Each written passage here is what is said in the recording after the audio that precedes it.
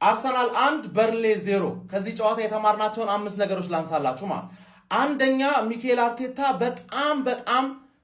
ያበደ ላይናፕ ይዘህ ገባ ከሃቨርትዝ ውጪ ማለት እሱ ለብቻዋ ከቨር መደረግ አለባት ያበደ ላይናፕ ነው ማለት ገባ አይደል ኤዜ ምናምን ፈርስት ሃፍ እኮ አርበተበት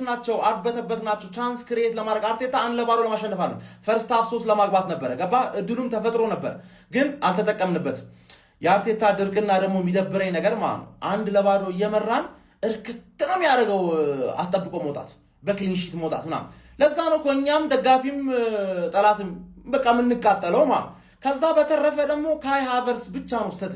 ካይ ሃቨርትዝን ማስጀመር አልነበረብህ ከነገና ደግሞ ዮኬሬዝን ስታስገባው ሚድፊልድ ባላንሱን ደግሞ ተመልሳ ከአታኪንግ ወደ ለመር ነው አረከው ዮኬሬዝን አጠፋው ማለት ፈርስት ሃፍ ዮኬሬዝ ቢኖር ኖሮ 3-4 ነበር ተረዳኝ አይደል